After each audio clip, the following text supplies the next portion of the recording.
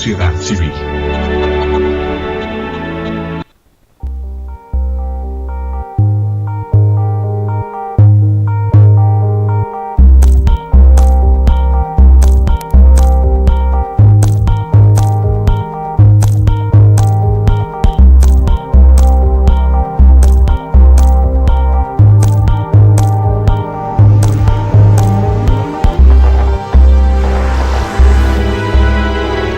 Canal Patrio, voz e imagen de la sociedad civil.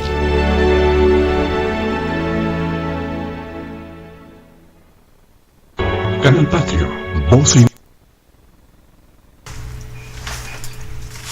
Muy buenos días a todas y todos ustedes. Estamos en canalpatrio.tv, voz e imagen de la sociedad civil, en su programa Espacios de Diálogo de Mujeres Insurgentes. Bueno, yo quiero agradecer muchísimo a Raúl Fajardo que nos haya dado la oportunidad de participar en este foro debate, porque además de ser productor, además de ser director de un programa especial, yo creo que tenemos la oportunidad de contar con él. Gracias, Raúl Fajardo. ¿Quién es Raúl Fajardo? Bueno, Raúl Fajardo es periodista, egresado de una universidad rusa y desde luego corresponsal de guerra. Y además con otras atribuciones, ¿verdad? No, muchas gracias. Productor, director, etcétera. Mil usos un poco en esto de la comunicación. De las telecomunicaciones. A mí me parece que es realmente extraordinario que él nos dé la oportunidad de recibirlo en aquí su programa. Y desde luego, seguramente vamos a tener oportunidad de entrevistar o que participar nosotros en un programa de corte internacional. Sí, pues tenemos este proyecto, Betty, de Pulso Internacional, que pues va cobrando fuerza, y yo creo que es un espacio indispensable para poder discutir, debatir y tener información alternativa en estos temas tan trascendentes, tan importantes. La globalización es un hecho. Ya nuestro planeta pues siempre ha sido redondo y ahora lo es más que nunca. Estamos todos interconectados, pero ¿qué clase de mundo queremos? ¿Hacia dónde vamos? Una globalización unipolar donde los poderes, unos poderes centrales dicten la política a nivel mundial, o queremos un mundo plural, diverso, donde quepan todas las culturas, todas las perspectivas, las visiones, un mundo más balanceado, ¿no? Yo creo que ese es nuestro gran tema. Más armónico, ¿no? Más armónico, ¿no? Porque siempre la diversidad, y eso pues no lo inventamos nosotros los humanos ni las ciencias sociales, eso pues la vida misma nos demuestra que en la pluralidad y en la diversidad está la vida. Y entonces yo creo que este foro que estamos desarrollando, este proyecto, va hacia allá, va hacia la idea de un mundo plural, diverso, donde quepamos todos, donde no sea una uniformidad dictada por las ambiciones de unos pocos la que nos diga cómo será la humanidad en esta nueva etapa, en esta etapa global. Y sí. Bueno, precisamente en ese tenor, Betty, hoy quisiera, si te parece, habíamos platicado, pues charlar sobre un tema que nos concierne a todos, ¿no? ¿Sí? El peligro de un recalentamiento de las relaciones internacionales a partir de el conflicto que se desarrolla en Ucrania, Crimea, Sebastopol, en esta área que se ha convertido muy rápidamente en un punto candente, en un punto caliente, y donde entra perfectamente este tema, el tema de ¿qué queremos? Un mundo plural, diverso, o vamos a permitirnos la uniformidad y el imperio de unos intereses globales, transnacionales. Mira, yo creo que tú has estado muy en contacto con esta parte del mundo, con esta región del mundo. Sí, he vivido muchos años. Entonces tú conoces de una manera directa la historia, porque esto no se puede analizar sin conocer la historia, particularmente de Ucrania, que era parte de la Unión Soviética, de Crimea, que era un lugar hasta de descanso, ¿verdad?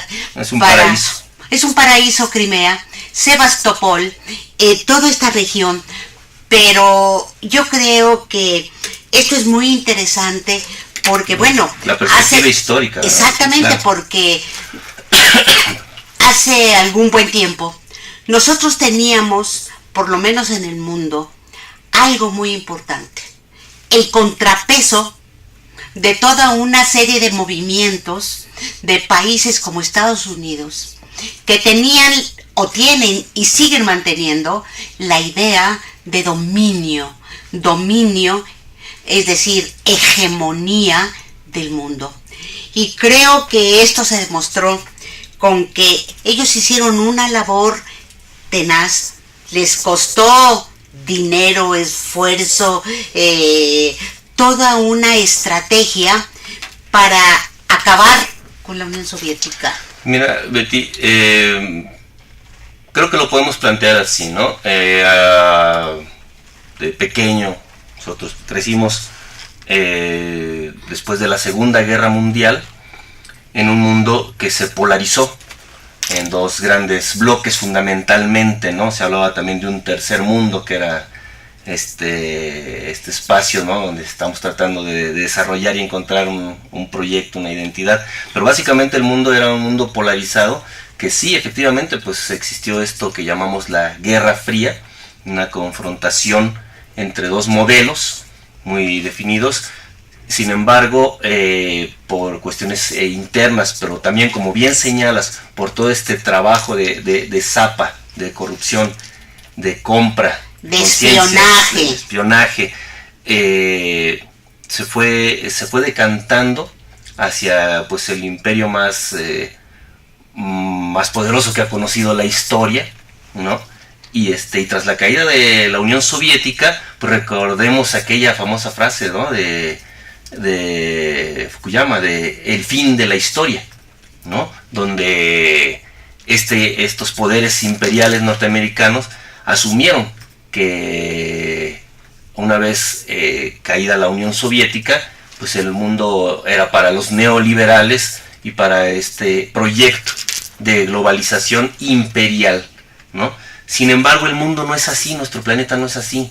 Yo creo mucho que nuestro planeta es diverso, que tenemos múltiples raíces y que esta globalización debe de darse precisamente a partir de esa diversidad, de esa variedad. Pero el hecho es de que nos han impuesto una globalización con un modelo totalmente injusto, totalmente desigual, en donde solamente un suprapoder, podemos decirlo así. Básicamente las élites financieras con sus instrumentos militares y bueno, la parte de la maquinaria, no hay que olvidar de los medios masivos de comunicación, como el otro gran brazo para la guerra de cuarta generación, la guerra por las conciencias.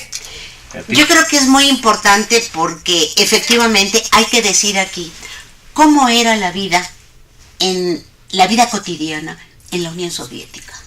Yo creo que hay que decirlo porque mucho se dice, mucho se ha criticado que había un sojuzgamiento, que había realmente un poder, el poder del Partido Comunista, ¿verdad?, que explotaba a todo un pueblo de muchos millones y millones de habitantes. Estamos hablando de una conformación muy importante y de luchas muy importantes. Pues mira, tal como yo lo veo en perspectiva, a mí me tocó vivir allá siendo estudiante.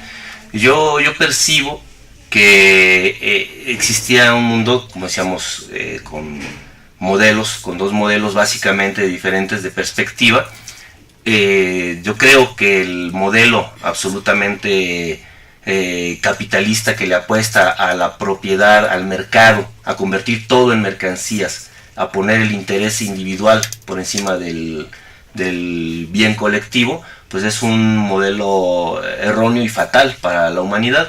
Sin embargo, por las condiciones reales en las que se desarrolló en la Unión Soviética el proyecto de sociedad que vivimos después de la Segunda Guerra Mundial, tal vez incluso marcado por las cicatrices de la lucha contra el fascismo, pues vimos un Estado que se fortaleció en extremo.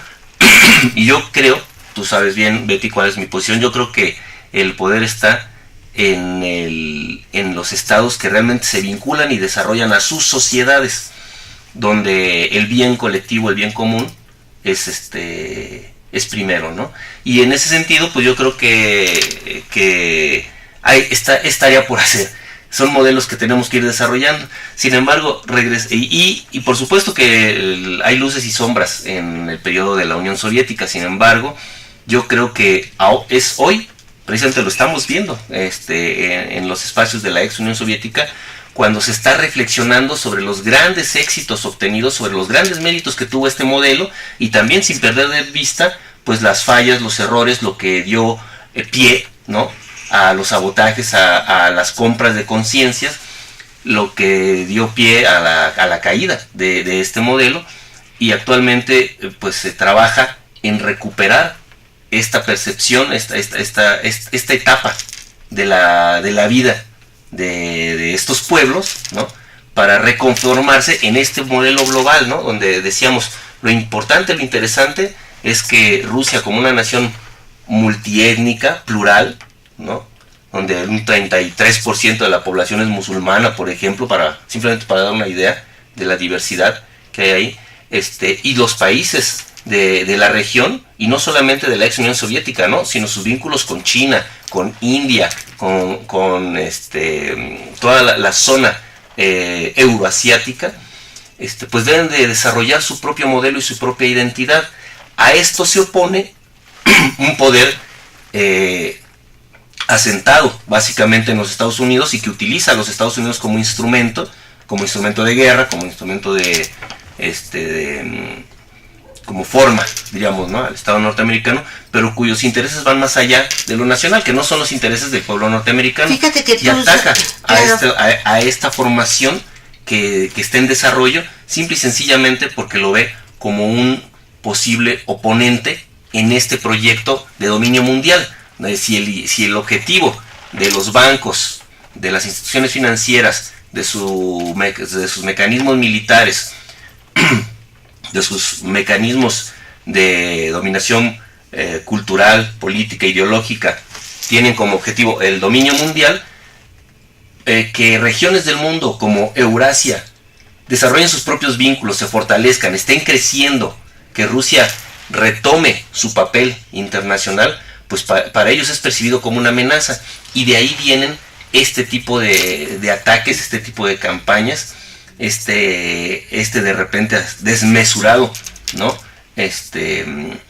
esfuerzo por generarle conflictos e impedir, por meter cuñas, incluso, por ejemplo, meter en este caso a Ucrania como una cuña entre Europa y Rusia, para evitar que se generen nuevos vínculos, claro, que no estén controlados, dominados, claro, desde el poder central. Esa es la gran ganancia, claro, de los Estados Unidos, no de los Estados Unidos como pueblo, porque el pueblo de Estados Unidos pierde, claro, en este tipo de conflictos, sino es la ganancia de las élites, que son quienes están armando estas guerritas por todo el mundo. Exactamente. Mira, yo pienso que ha habido momentos muy interesantes de una gran ganancia para los americanos y las élites financieristas, cuando logran el derrumbamiento de la Unión Soviética y se van prácticamente. Hay una euforia que incluso los ciega. Los llega a cegar,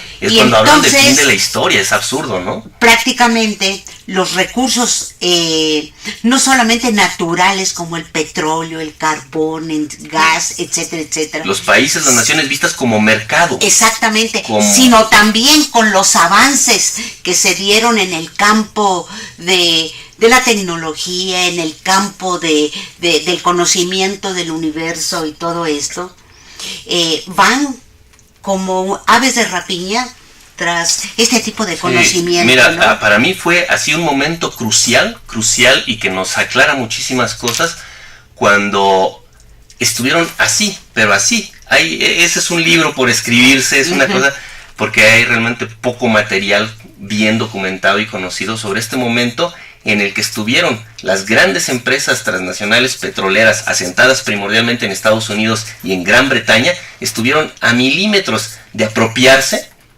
de legalizar la apropiación de los recursos petroleros de los mayores yacimientos dentro de Rusia. Afortunadamente en ese momento hubo como que una reacción dentro de la misma Rusia, que ya estaba como que muy metida ya les había comprado el boleto de pues sí, vamos a ser todos como hermanitos dentro del modelo democrático y todo eso. Hoy en la mañana la estaba escuchando por el canal Efecto, aquí valga el comercial a los camaradas, qué buen trabajo están haciendo en las mañanas. Hay se proyectó un discurso de Vladimir Putin, donde él habla directamente de esto, de decir que Occidente vende esta idea de la democracia, de las libertades, valores que aceptamos todos como universales, pero después los traiciona, ¿no? Y llega a este punto absurdo, ya entrando más en nuestro tema, que es Ucrania, que es Crimea, grupos ultraderechistas que ni siquiera esconden tantito sus raíces fascistas, seguidores de Bandera, el fascista ucraniano, ¿no?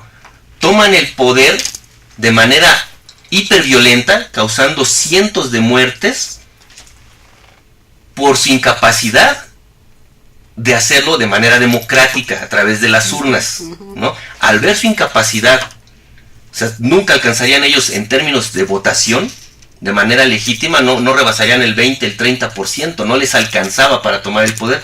Estos grupos ultraderechistas dan un golpe, ¿no? A un gobierno que puedes cuestionarlo todo lo que quieras, no tiene el 100% de aceptación, como no lo tiene ni Obama, ni lo tiene aquí en México, ni en ninguna otra parte, pero le dan un golpe, traicionan los acuerdos establecidos, llegan al poder brincándose todo lo que son las garantías, todo lo que son las leyes, todo lo que es la Constitución, y son aplaudidos por Occidente, ¿no? Mientras que en Crimea, pacíficamente, sin ningún acto de violencia de ningún tipo, la población en masa sale a votar en un referéndum. Sí, que no se lo esperaba. Legal, completamente legal, dentro de todos los marcos internos y externos, ¿no? Legales, y la gente sale a votar. Y entonces el escándalo es que eso es se están saliendo de todos los marcos, eso es un abuso. Es decir, ahora resulta que Occidente legitima los golpes de Estado violentos, la toma del poder por medios violentos, donde le conviene, y desconoce la voluntad absolutamente mayoritaria de un pueblo para decidir su futuro. Claro. ¿No? Entonces es llegar a este punto del absurdo, pero ahí es donde se ve el cobre, claro, donde se ve de dónde vienen los intereses. Yo quería llegar a un punto a donde inclusive en la lucha contra los fascistas, contra el nazismo, contra Hitler, ¿verdad?, tuvo una gran importancia Ucrania. Tuvo una gran importancia como parte de la Unión Soviética, y hay testimonios en el sentido de la aportación de los ucranios, de más de 9 millones de habitantes en la lucha contra el fascismo. Yo creo que esto hay que decirlo, repetirlo, que no se olvide, porque incluso yo creo que el pueblo, la gente sencilla, los jóvenes, aportaron muchísimo en esta lucha. Pero además, Ucrania, como parte de la Unión Soviética, era importantísima, porque era inclusive una puerta para el Mar Negro, que es estratégico, y además allí se asentó en Crimea una base militar. Es decir, yo creo que la Unión Soviética, en una estrategia de defensa, pudo crear también un escudo de defensa nuclear. Y Estados Unidos, por medio de la OTAN, trató de ir bajando poco a poco a países de esa unión que tenían en el Pacto de Varsovia, ¿verdad?, en contra del fascismo, los unió. Entonces había que bombardear y quitarles países como Polonia, como Rumanía, etcétera, participantes en el Pacto de Varsovia.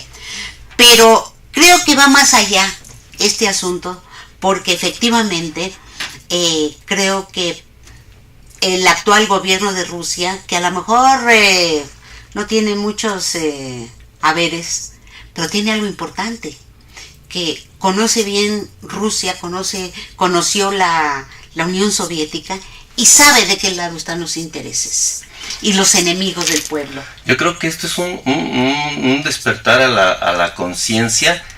Mira, yo estuve allí en los años más álgidos, me tocó ver la caída de la Unión Soviética y me tocó ver a un Gorbachov que fundamentalmente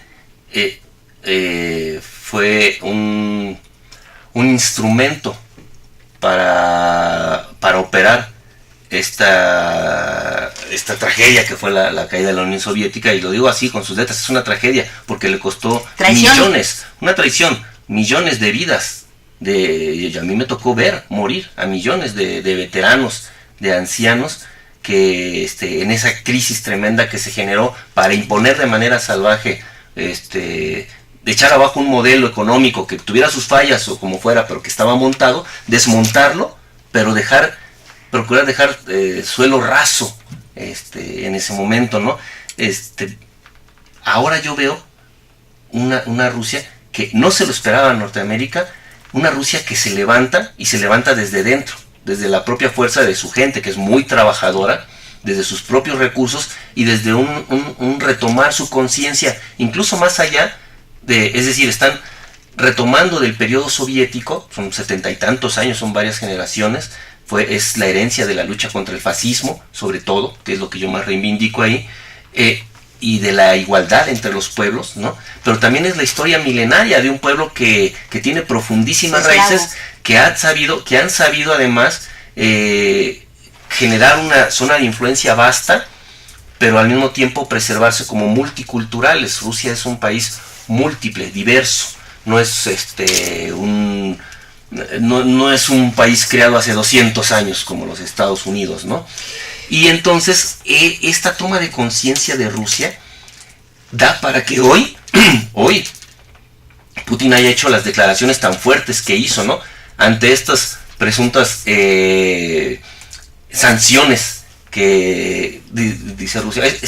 A mí me dan impresiones como si los gringos estuvieran aventando a un niño, que es la Unión Europea, aventándolos por delante con un palito a picarle al oso, a ver si lo hacen encabronar.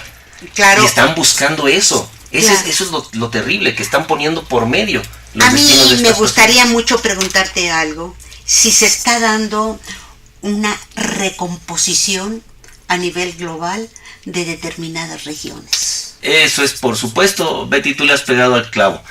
De lo que se trata ahora es de que el discurso del fin de la historia, el discurso del mundo global homogenizado, ¿no?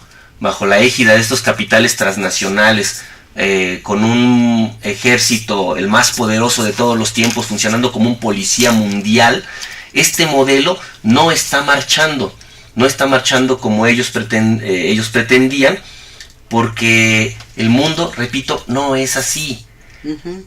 Después de la caída de la Unión Soviética, los halcones que al servicio de las grandes transnacionales y de los intereses financieros asentados en Estados Unidos se lanzaron sobre el petróleo del Oriente, ya lo vimos, del Medio Oriente. Ya vivimos, ahí estuve yo también como testigo, bajo el discurso, el pretexto de las guerras contra el terrorismo. De lo que se trató fue una guerra para la apropiación de los recursos petroleros de esta región. Pero cuando ves las barbas de tus vecinos cortar, dice el dicho, ¿verdad? Pues es donde dices, ah, caray, ahí fue donde Rusia empezó a decir como que algo no está bien en este discurso de seamos todos hermanitos, democráticos, mercado libre y todo esto, porque se dieron cuenta que ahí donde los intereses de estos grupos de poder, que te digo, están asentados en Estados Unidos, pero que son traidores a los mismos intereses del pueblo norteamericano, se estaban llevando por las patas a estos países. En América Latina pasa algo similar, Betty. Claro. Los países de nuestra América Latina tomaron conciencia en Sudamérica, empezando por supuesto Cuba, que resistió, Venezuela, que tomó conciencia, y de ahí empezó a crecer los movimientos indígenas en el sur. Dijeron, a ver, pues está muy bien esto de la globalización, pero necesitamos un modelo donde nosotros también contamos, donde nosotros también somos, donde no somos un mero apéndice que proporciona materia prima y mercado. Esto es UNASUR. Esto es UNASUR. Y entonces a Estados No Unidos... el BRICS. Exacto, ahí ese es UNASUR. Pero también se dan estos otros vínculos. Aquí lo que yo veo, en gran perspectiva, como lo estás planteando, Betty, es que este imperio que vive y se sostiene gracias al control de los recursos y de la economía a nivel mundial, ve como una amenaza a esa supremacía el que los países bajo su control se les salgan de su control y generen relaciones comerciales, relaciones políticas, relaciones culturales entre ellos mismos. O sea, aplican el divide y vencerás. Entonces, ahorita el caso de Ucrania es ni más ni menos el romper la unidad que pudiera darse, que se estaba desarrollando, porque Rusia tenía toda la voluntad, ¿no?, de crecer junto con Europa, desarrollar.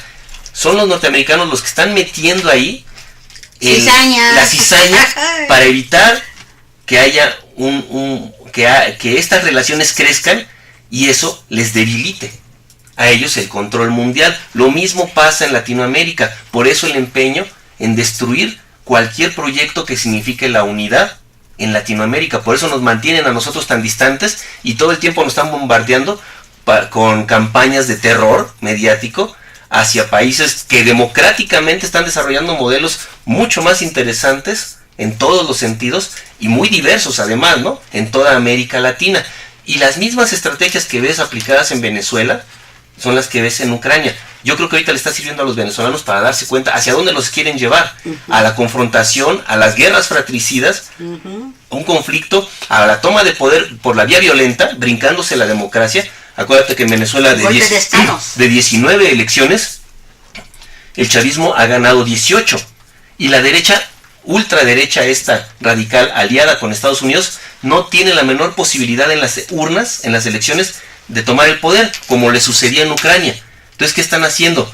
Radicalizándose, obteniendo recursos para el uso de la violencia, la toma de poder de manera violenta, brincándose todo el discurso de que somos democráticos, de que las libertades, de que la vida humana, no les importa la muerte de civiles. Lo que les importa es la toma del poder y llevar al poder a aventureros políticos de la ultraderecha que dan miedo. Betty, si tú ves el gabinetazo que armaron en Ucrania, son puros bandidos, supuestos hombres de negocios que tienen antecedentes de lo peor. De corrupción, pero también de vínculos con el nazismo, que no ha muerto en Europa, ¿no?, y que ahora enseña el cobre, ¿no? Entonces, estos grupos ultraderechistas toman el poder y son modelos calcados, ¿no? Venezuela puede ir viendo hacia dónde la quieren empujar. Una guerra, muchos muertos, desorden, y jalarla hacia la derecha, y entra la OTAN. Y claro, con un control político en los medios de comunicación masiva muy importantes, a donde desvirtúan lo que está haciendo gobiernos como el de Venezuela. Mira, un dato que poco se maneja y yo creo que es importante tomarlo en consideración. En Venezuela, con todo esta algaraca que aquí dicen que es una dictadura y que todo eso, más del 70%, casi el 80% de los medios de comunicación están en manos privadas, Betty. El Estado y la sociedad civil, con sus periodiquitos, con sus estaciones de radio, apenas no llegan al 20% de los medios, y sin embargo le dan la batalla en los medios a las campañas armadas de los medios privados, que dentro de Venezuela gritan que no hay libertad de expresión, tienen el 70%, se quejan de la televisora nacional, que no representa apenitas. Sin embargo, les da la lucha, es la lucha de David contra Goliat. Y sin embargo, nosotros acá nos crean la idea de que allá no hay libertad de expresión, si tienen ya el 70% de los medios en manos privadas, ¿no? Entonces, ahí te das una idea de la manipulación, ¿no? Pero regresando al tema de Ucrania, mira, es realmente vergonzante, ¿no?, que una Europa que fue liberada del fascismo por los soviéticos, ¿no? Sí, hay que decirlo. Hay que decirlo, porque si no han sido los soviéticos, Ucrania aportó 9 millones de muertos.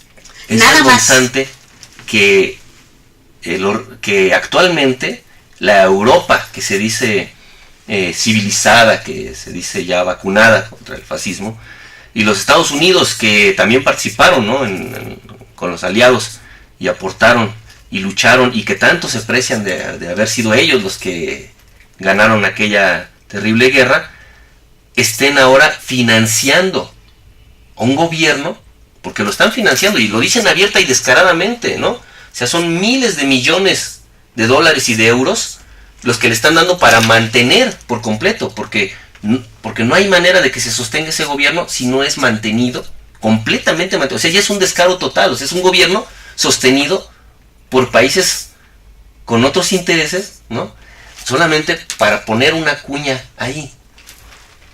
Yo creo que Putin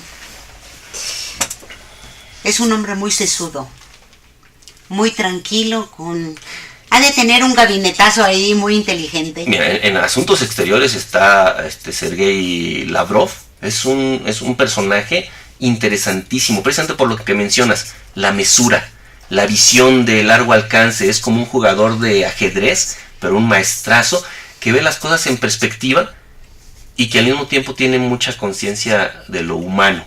Entonces yo creo que ahí el papel del ministro de Relaciones Exteriores, sin demeritar por supuesto que a Rusia ya le hacía falta desde hace tiempo un estadista así como Putin, ¿no? Es decir, un hombre con el que el pueblo se identifica. No hay que olvidar que ha ganado todos los rounds en las elecciones, que nadie le puede cuestionar, que él es el representante del pueblo ruso. Representa realmente. Hubo una nota precisamente hace algunos días de una manifestación en Moscú en contra de la intervención de Rusia en Ucrania. Me pareció sumamente extraño. Mira, lo interesante ahí es que existe esa pluralidad, existe esa diversidad, ¿no? Sin embargo, estadísticamente representan una minoría absoluta. Acá obviamente tienen que medir todo esto y estar seguros de los pasos que se van tomando.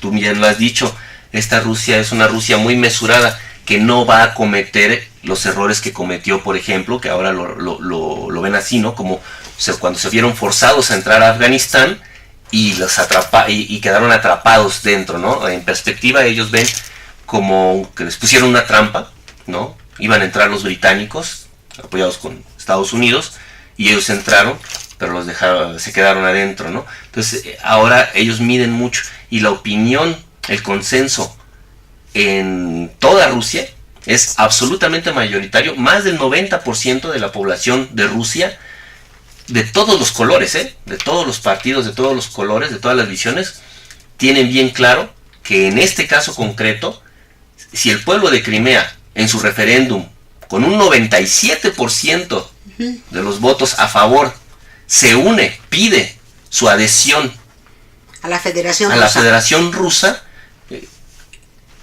no hay absolutamente no hay absolutamente nada que discutir ahí.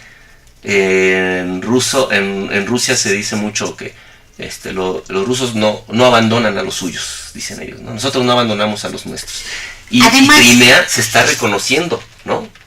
Ahora, nada más una cosita, sí, que me encantó, que escuché precisamente del discurso de Putin de hoy, ¿no? Y que me mandó a mí a una idea, ¿no?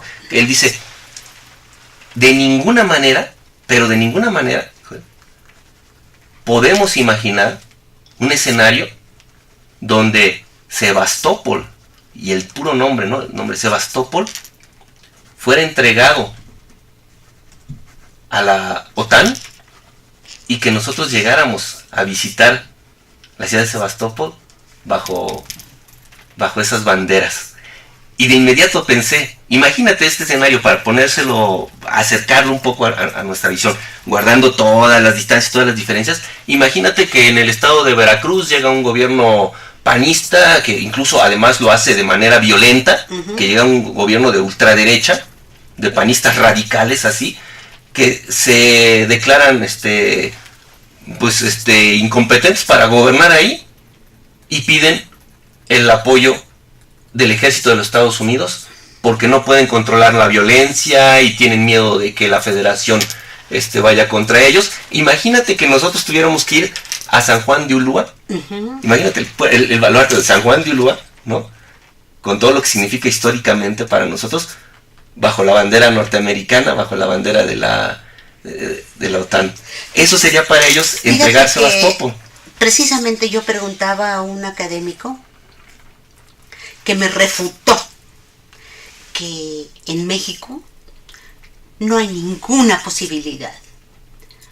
Yo le digo, en México se están dando, yo pregunto, condiciones de una recomposición a donde directamente los americanos, a trasmano o directamente, pudieran entrar al país, al control de algunos estados por la vía de la lucha del narcotráfico? Mira, Betty, eso no es algo que pudiera darse, es algo que existe y se da y ya está aquí. Es una realidad. Lamentablemente mucho de nuestro discurso de nación independiente, pues ante la realidad de los drones que sobrevuelan, ya hemos hablado del tema, de estos robots con toda la tecnología que nos vigilan, nos controlan, ¿no? El control de nuestras telecomunicaciones, el control de nuestra economía y ahora también el control de nuestro petróleo.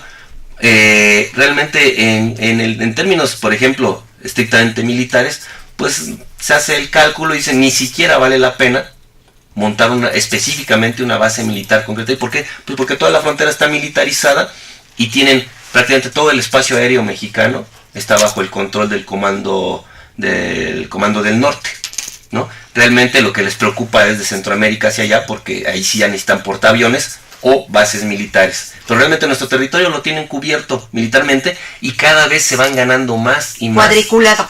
Sí, exactamente. Y cada vez se van ganando más y más a nuestro, lamentablemente, a elementos de nuestras Fuerzas Armadas. Yo tengo ahí una preocupación porque creo que nuestro ejército está dejando de tener esta perspectiva nacionalista en el sentido más positivo de identidad, ¿no? De nuestra historia, y cada vez más pues a través de los acuerdos, de los ejercicios conjuntos, de la formación de gente allá, pues vamos teniendo un ejército que va respondiendo más a un interés que se dice norteamericano, supuestamente englobando Canadá, Estados Unidos y México, pero que sabemos que es absolutamente el interés de Estados Unidos el que prevalece, o de las élites de Estados Unidos el que prevalece. Entonces, en este caso nosotros pues no tenemos que temer una invasión, porque la invasión ya llegó. Nuestra única arma, Betty, es responder con una invasión todavía más poderosa, la invasión cultural, que es nuestra arma.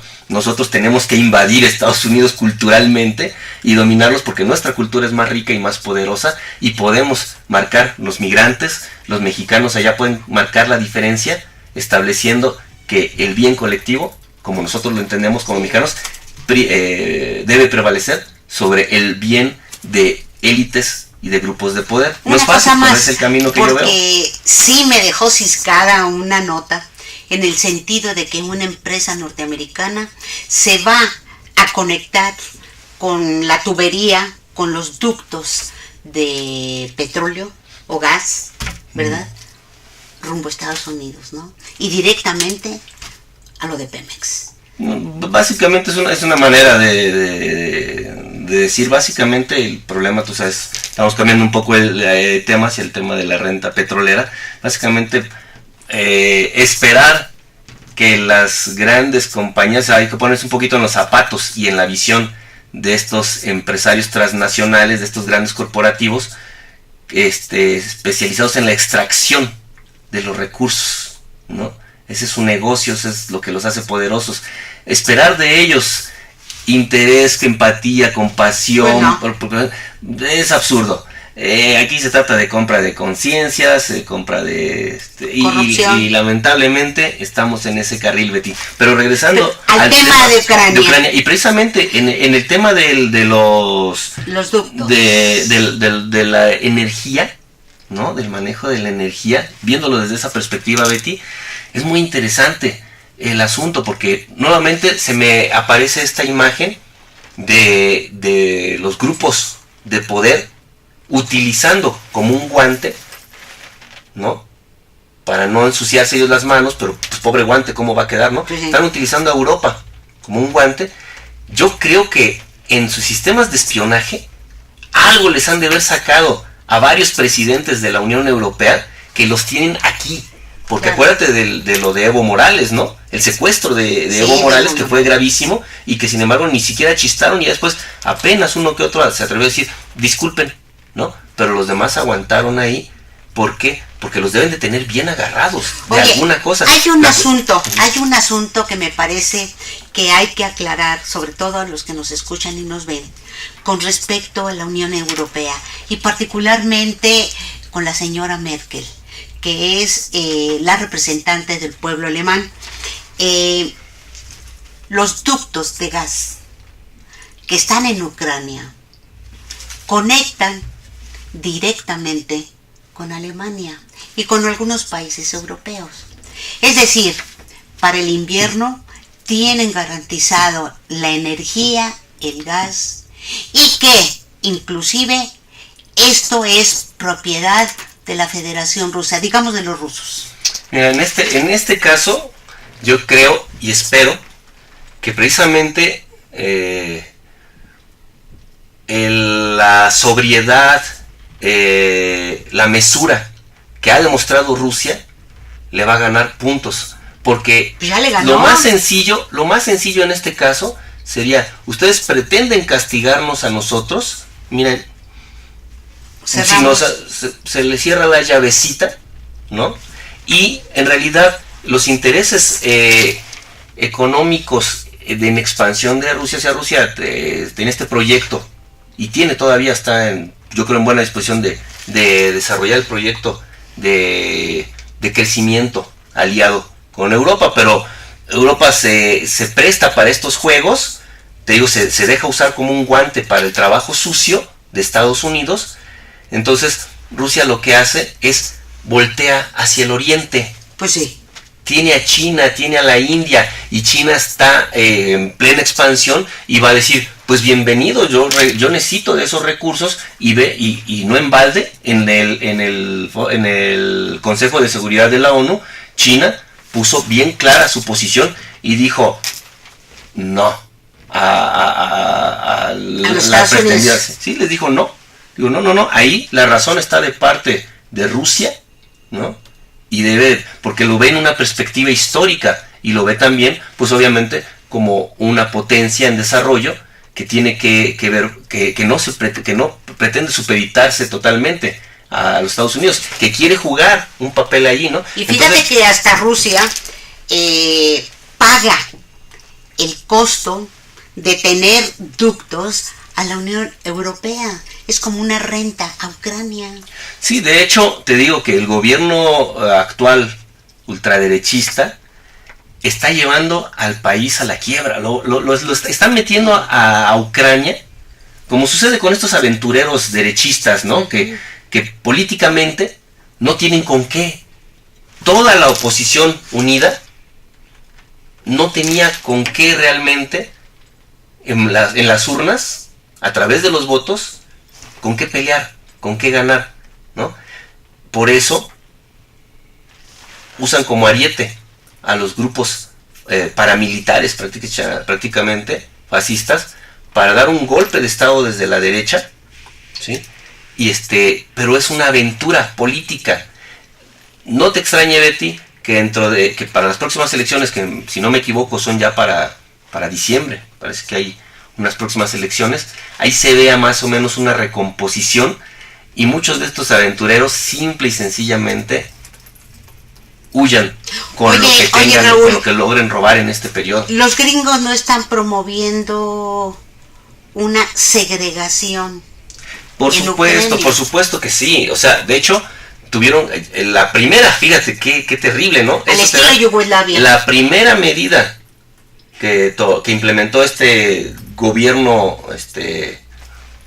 formado por esta oposición que da el golpe, la primera medida que toman, ley que expiden, es la prohibición del idioma ruso en un país eminentemente bilingüe, donde más de... Sí, y yéndonos un poquito más allá, ¿no? Ya incluso, mira, Ucrania, ¿qué significa Ucrania? Es interesante desde la perspectiva incluso de lingüística. Ucraina, la orilla, es la traducción. Ucraina, krai, orilla. Y no se dice en Ucrania, se dice en la orillita. O sea, no se dice dentro de Ucrania, se dice sobre la orilla. O sea, Ucrania realmente como país, pues fue compuesto, ¿no? Recordemos que, bien decías, desde la Segunda Guerra Mundial, una parte, la parte occidental, siempre fue como más conservadora, más tirada hacia el catolicismo, hacia el protestantismo, ¿sí?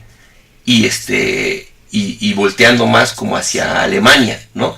De ahí que Hitler, pues, tranquilamente se agarrara a Polonia y un cacho de lo que actualmente es Ucrania, ¿no? Y la parte oriental, siempre ha sido eslava, de habla rusa primordialmente, y con una visión mucho más hacia el oriente, ¿no? Una identidad diferente. Entonces, lo que están provocando... ¿Y los tártaros? Los tártaros de Crimea, Crimea es un lugar interesantísimo, porque es de estos lugares donde se mezclan las culturas. Ahí tú ves gente, nativos de muchas generaciones, y les ves los rasgos griegos, los rasgos persas, los rasgos romanos. Es un lugar bellísimo, de gente preciosa, donde, y evidentemente, pues el pueblo ruso. El nombre tatar en ruso antiguo significa el que viene de lejos, y se le llamaba tártaros a todos los que para los rusos pues provenían los invasores, por ejemplo los mongoles, ¿no? Pero también a los tártaros de lo que actualmente es Tatarstán, que más bien tienen raíces en la Bulgaria de hoy. Esos también eran llamados tártaros y no tienen genéticamente nada que ver los tártaros de Tatarstán con los tártaros mongoles, ¿no? Igual también los tártaros de Crimea son grupos étnicos mixtos, mezclados, que recibían el nombre común de tártaros, es decir, es una palabra de origen ruso que significa que viene de lejos, ¿no? Uh-huh. Los guerreros que vienen de lejos. Recordemos que son hechos históricos, Betty. Cuando desembarcan los alemanes, que invaden toda la Unión Soviética y toman Crimea, hay grupos, ¿no?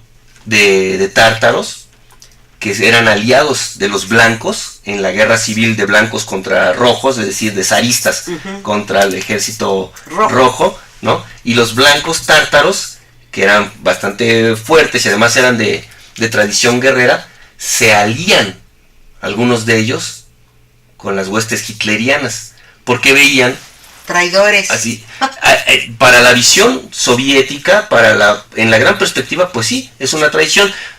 Se le puede considerar en una escala menor simplemente un error de visión, una visión muy corta, ¿no? Porque le pasó a muchos de nuestros indígenas, ¿no? Que se aliaron con los españoles, pensando que los españoles los iban a liberar de los aztecas. No, vienen a imponer un dominio muchísimo peor, claro. ¿No? Entonces aquí los tártaros jugaron del lado de los alemanes. Stalin, georgiano, o sea, un cuate del Cáucaso, con un carácter muy cabrón, lo sabemos, perdón por la expresión, pero muy duro, no se las perdona, como no le perdona a muchos otros pueblos. Y lo lamentable aquí, lo triste por supuesto, es la tragedia de que él generaliza, ¿no? Porque no todos los tártaros, evidentemente, no todos los tártaros jugaron del lado de los alemanes, pero él, con esta visión de naciones muy propia de muchas personalidades en el Cáucaso, este georgiano, Stalin, dice exiliados. Y la mayoría de la población, bueno, no sé, habría que investigar un poco más, reconozco que no tengo todos los datos, pero una gran parte de la población tártara se ve exiliada, ¿no? hacia los interiores de Rusia, a distintas regiones.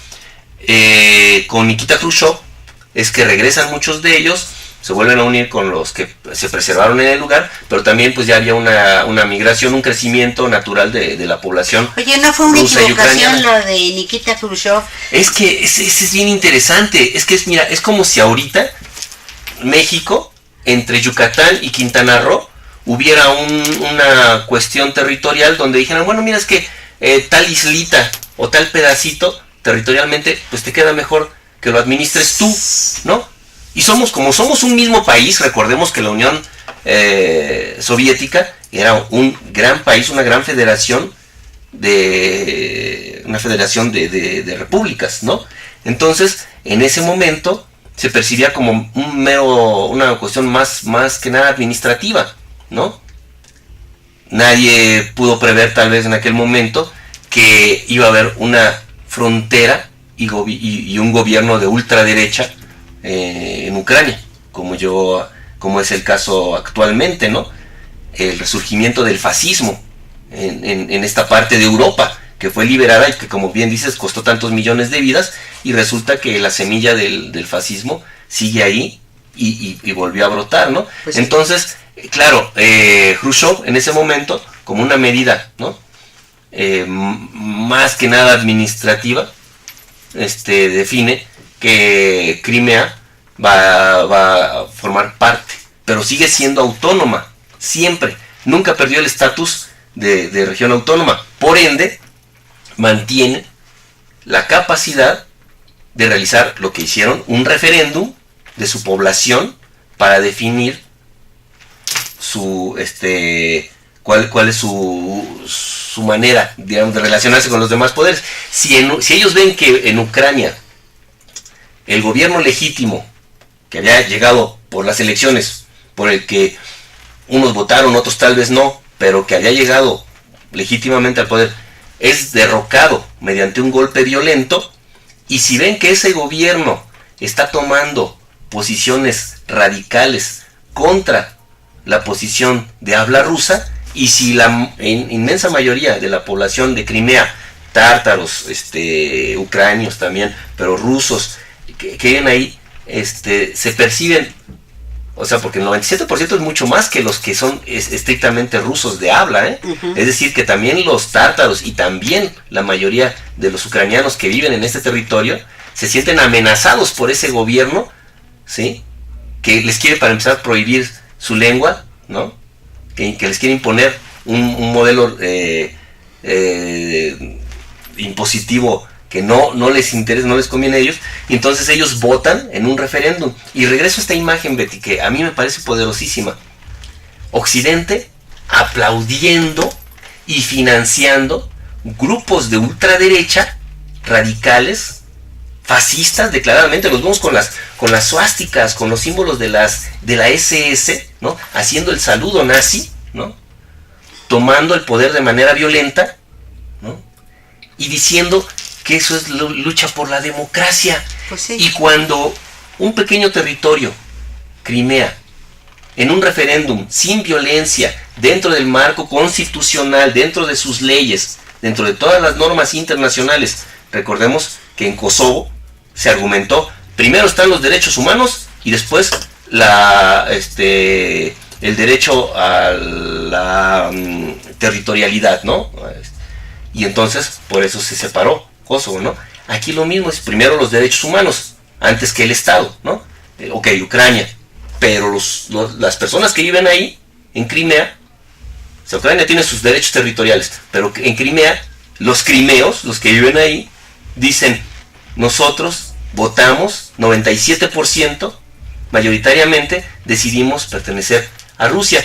Y este derecho es superior al derecho territorial que pretenda atribuirse Ucrania, que como decimos, al final de cuentas es un poco una entelequia, hay que decirlo así abiertamente, generada con unas fronteras impuestas pues por un proceso histórico de que te gusta, o sea, las fronteras actuales de Ucrania realmente fueron establecidas después de la Segunda Guerra Mundial, realmente, ¿no?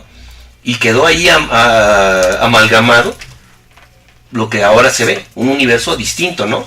Yo creo que estamos ante hechos que nos están marcando una nueva recomposición. Así Uno. es. Dos. A mí me parece también que en este sentido los americanos, los halcones, pensaron en que era fácil apoderarse de Ucrania, pero particularmente de Crimea. ¿Qué va a pasar posteriormente cuando en toda esta recomposición está por ahí dos países, Afganistán e Irak, a donde clarísimo se vio el objetivo de los halcones de apoderarse del petróleo? ¿Qué va a pasar? ¿Qué va a pasar? Porque pues lógicamente en la batalla diplomática puede ser decisivo China, India, ¿verdad? Y la conformación de, en principio, de, pues la ONU no tiene posibilidades ya en este marco de lucha. Se está quedando rebasada, eso está es terrible, totalmente rebasada. Mira, Betty, la percepción general, así puesto muy esquemáticamente, es que los Estados Unidos, o los poderes asentados en Estados Unidos, los poderes más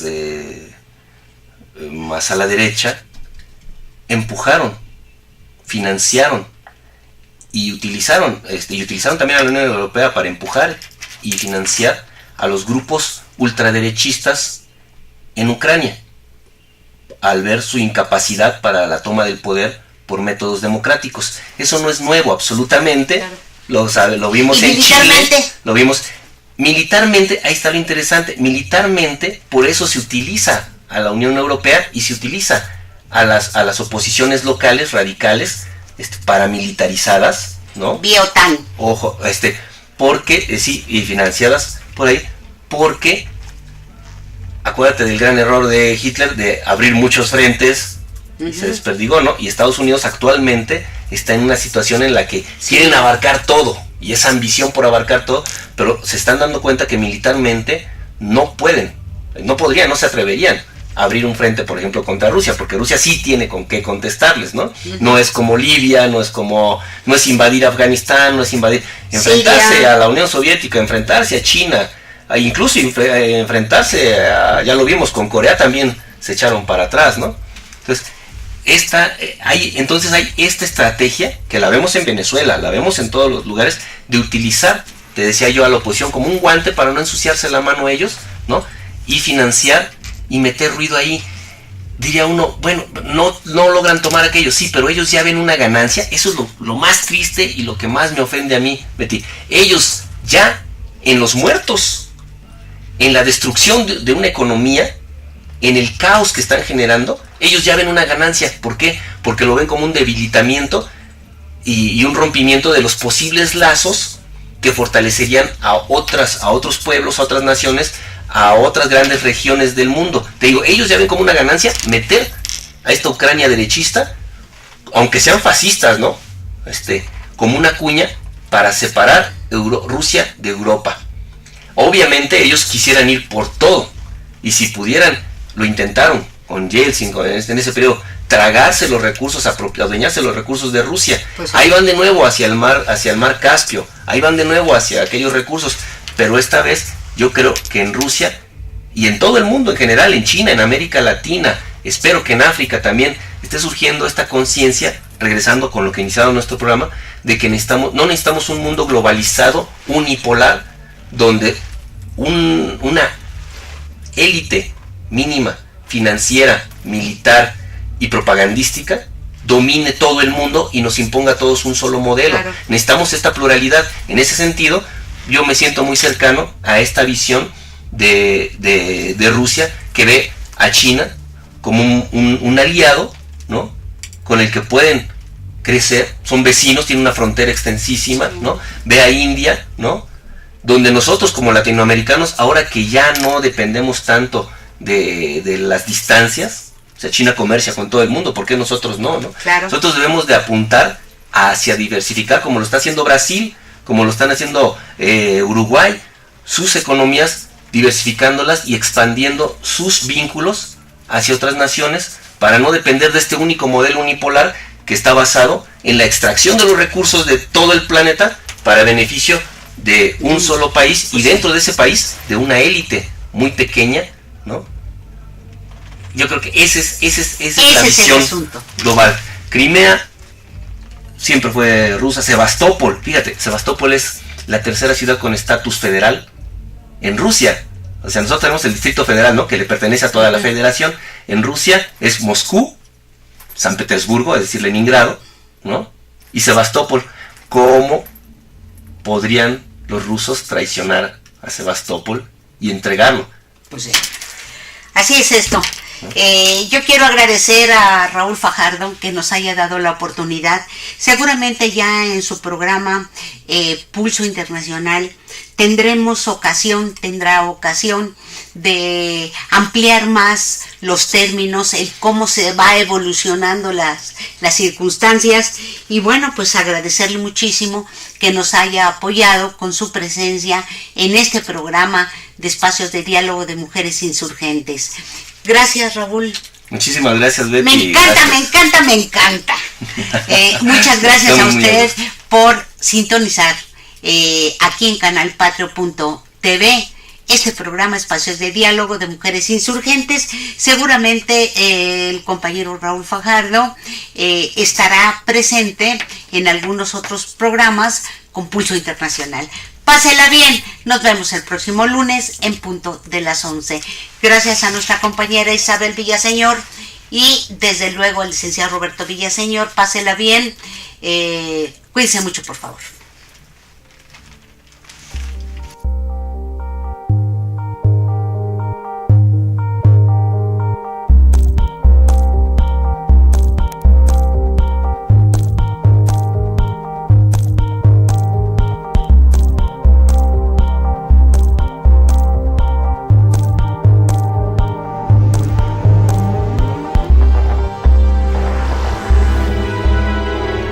Canal Patrio, voz e imagen de la sociedad civil.